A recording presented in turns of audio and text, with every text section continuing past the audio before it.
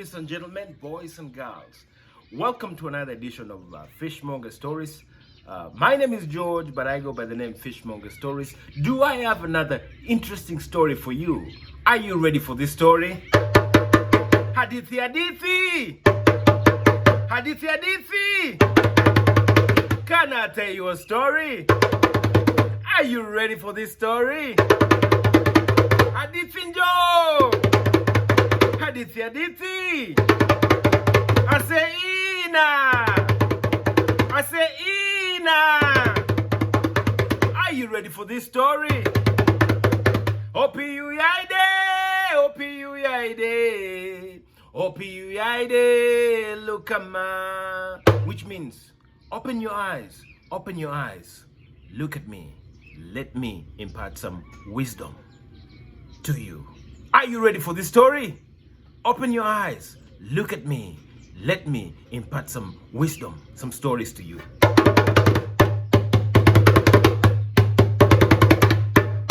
Ladies and gentlemen, boys and girls, once upon a time, deep in the jungles of Uganda, deep in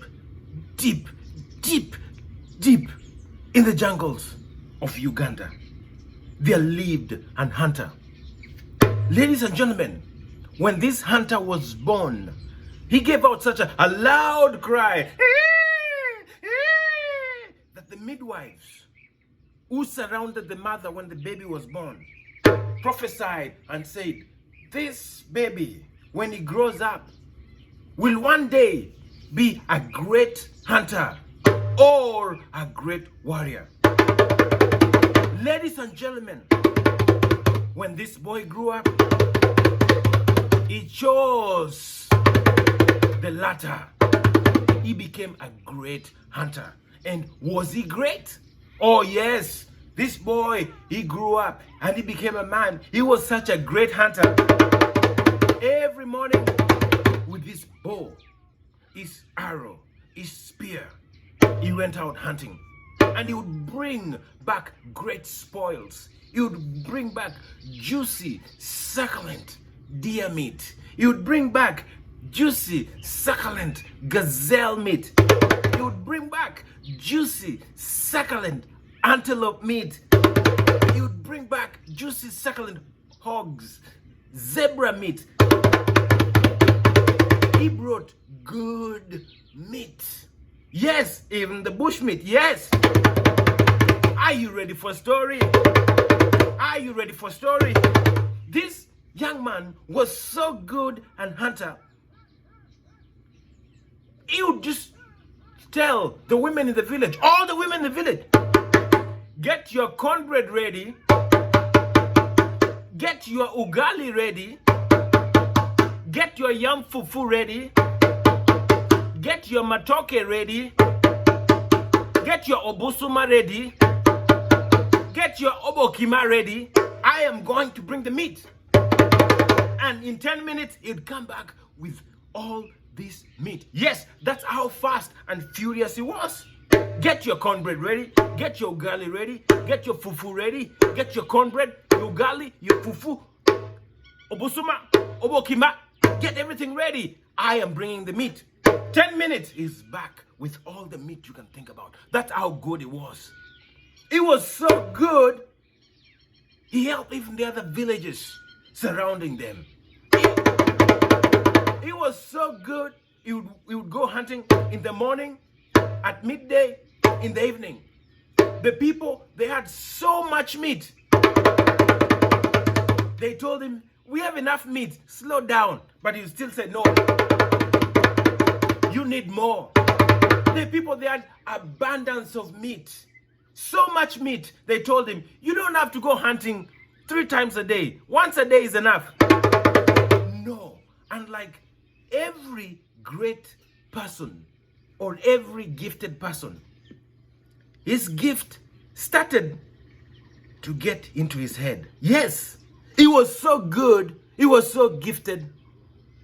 His gift, his talent, his pride was coming. Yes. And like they say, pride comes before a fall. This hunter was getting very, very proud. He was very proud. He trusted his bow, his spear, his arrow. He would never leave the house without his bow, his arrow, or his spear. It was so good. The people had so much meat, but they didn't know how to tell him, stop, enough is enough. You don't have to give us any more meat. We have enough. There was so much leftovers, people were taking the carcasses and burying them. Yes, that's how much food there was left over. Ladies and gentlemen, boys and girls, I have been to so many parts of the world. I've seen places where people die because they don't have food. Yes, I've also been to other parts of the world where people die because they have too much food. And this was slowly happening in this neighborhood. They had too much food. They told the king, Mr. King, the great hunter is bringing so much meat. It's becoming wasteful. It's not good for the environment. The animals need to grow. The wild game need to grow.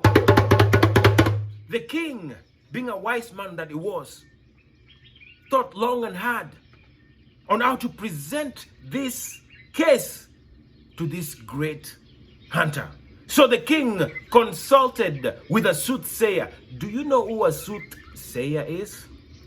A soothsayer is like a prophet, somebody who can see into the future, somebody who can project and see what's coming to happen in the future and tell you, don't do this, don't do that, do this and you'll be safe, do that and you won't be safe. So when the hunter was summoned to the king's palace, he went and there was the king and there was the soothsayer. The soothsayer said, listen, tomorrow if you go hunting,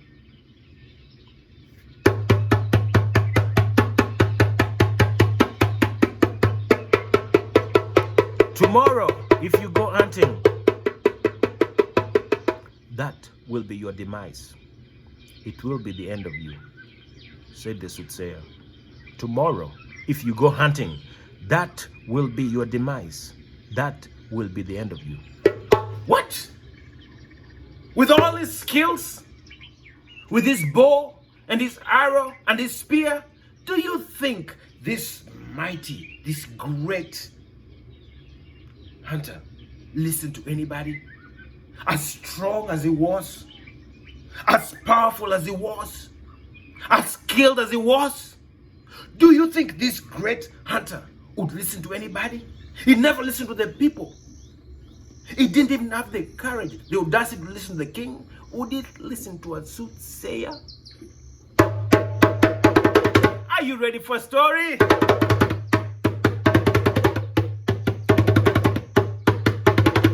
Is he going to go?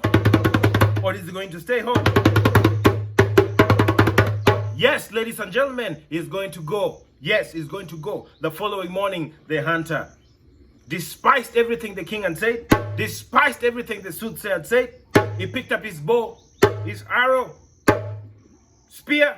Off he went. He was very careful because on the back of his head, he was thinking, this could be the end of me. But he trusted in his skills. Yes, he trusted in his skill set. He trusted in his ability. He trusted in his able and capable ways and means and muscles. Nobody can stop this great hunter with his big muscles. And so he went. He killed an antelope. He killed a gazelle. He killed zebra. He killed a hog. Nothing happened to him. Nothing happened. He put the meat, he tied them together and started to pull the meat back home with him. Nothing happened to him. Instead, he met a very beautiful young woman. This woman was the most beautiful woman he had ever seen before. Ladies and gentlemen, are you ready for this story? The people of the land were not the only ones complaining. Even the animals were complaining.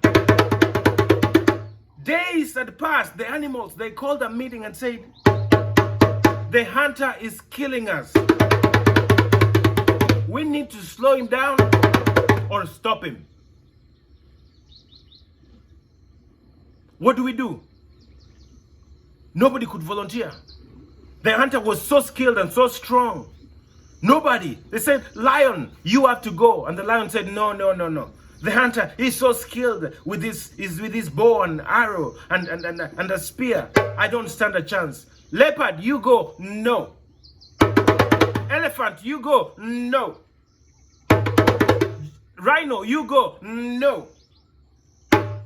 None of the animals could face the hunter because they knew with his bow, his arrow, oh, he was so skillful. Whenever he shot, he never missed. Whenever he speared, he never missed. When he blocked with his shield, nothing could penetrate his shield. So skilled, so powerful, so strong. All of a sudden, somebody volunteered. I'll go. They looked back. It was a female lion. I'll go. And they said, what do you think you can do to the hunter? He's so strong and so powerful. But they blessed her. They said, you are the lioness that's going to save us. You can go. And they blessed this female lioness and said, go and see if you can kill the hunter. Are you ready for a story? Do you think this female lioness can succeed where all the lions have failed? Where all the giraffe, the big animals, the elephant has failed. Yes, the leopard has failed. Yes, the rhino is afraid. Yes, the hippopotamus is afraid. Do you think this female lioness can succeed? Do you think the female lioness can succeed? Pride comes before a fall, the lioness knew. And so she devised a plan. She was going to turn herself into a beautiful, beautiful girl. Yes! The lioness, she turned herself into a beautiful, beautiful girl and waited for the hunter. Yes, when the hunter had finished all his hunting and he was pulling on everything that he had killed that day, the lioness turned into a beautiful, beautiful woman. When the hunter saw this beautiful woman, he fell in love instantly and told the beautiful woman, please be my guest. Let me entertain you for tonight. And the hunter, he took the beautiful woman to his house and entertained her with fine food and fine drinks.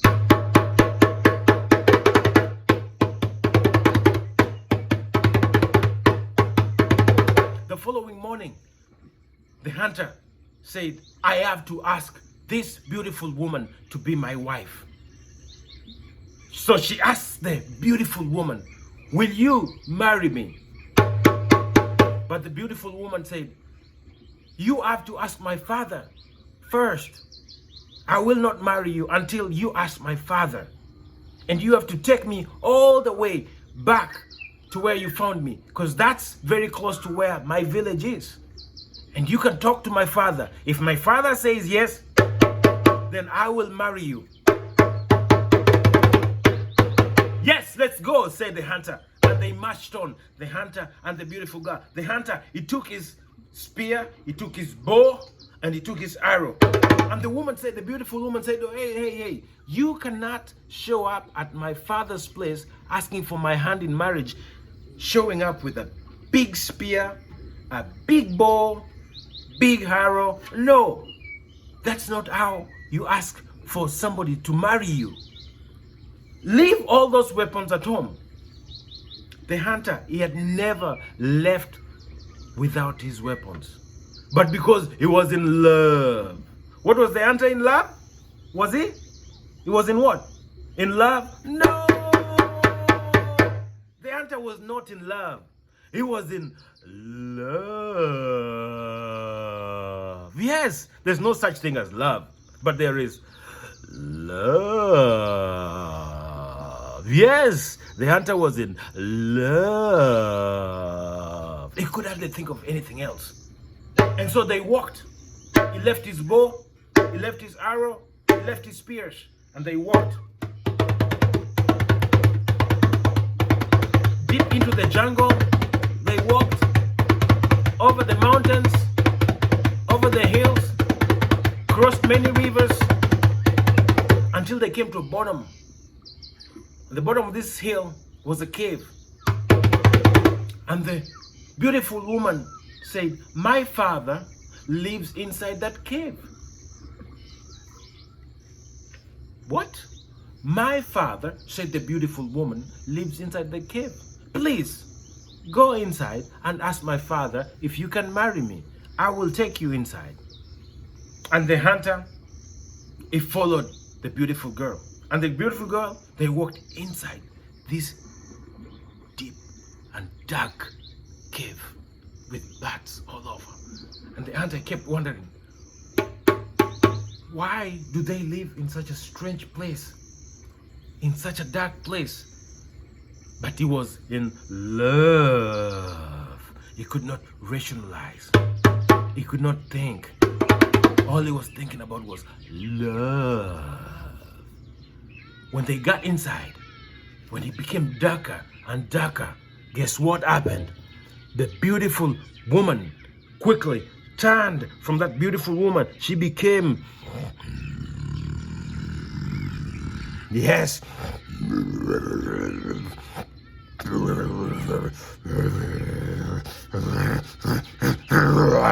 she became a lioness, and she jumped up. She jumped up. And when the hunter saw this, the fight ensued between the hunter and the lioness, and they fought.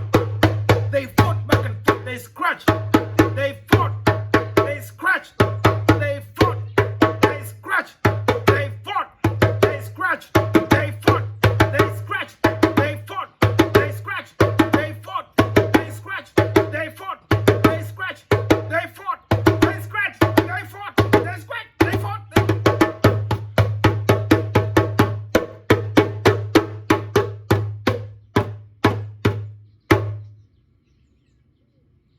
Eventually, the hunter lost. He didn't have his weapons. The lioness was too much. Scratched the hunter. He gave up ghost.